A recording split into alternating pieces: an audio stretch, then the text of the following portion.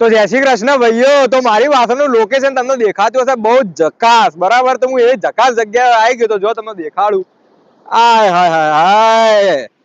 તો ભાઈઓ આ જો ખાલી સુંદરતા તો એવી જોરદાર હે ને. તો આ સુંદરતા વાળી જગ્યાનું નામ પીહા બીચ. હું આજે આવી ગયો તો પીહા બીચ ફરવા માટે. એકલો જ આવ્યો, કોઈ જોડે નતો આવ્યો, કોઈ જોડે આવડું હતું જ નહીં. મને તો લેડા હતા એમને આપણે નીકળી જઈએ. પોણી આવ્યું આ રહ્યું જો દરિયો. તો તમે વાંચી સીધા હેડતા નીકળો ને એટલે સીધું ઓસ્ટ્રેલિયા આવે, બરાબર.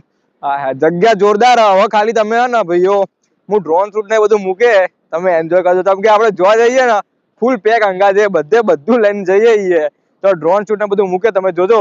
બાકી આ જગ્યા જોઈ લો તમે, અમે જો ખાલી હાય હાય હાય હાય. આ પોણે આ દરિયો ખાલી તમે જોવા તો ખરા, જોરદાર. અને આ બાજુ જગ્યા જો આ જે હોય રહેતા છે ઈવન તો હારન રોજ જલસા. રોજ સવારે ઉઠો અને આવું મસ્ત વ્યૂ જોવા મળે જિંદગીમાં. હું અમને જોવા બીજું જોવા પેલી બાજુ આ હમણાં તો ઘડીવાર હું આવતો તો એનો જે રોડ આવવાનો ચુમ્મા એક નંબર રોડ હોય આવવાનો, બરાબર. મને તો સારું 2 મિનિટ લાગ્યું હું મનાલીમાં આવી ગયો. એવા ડિટ્ટુ એક્ઝેક્ટ સેમ ટુ સેમ એવા રોડ હતા હોય આગળના.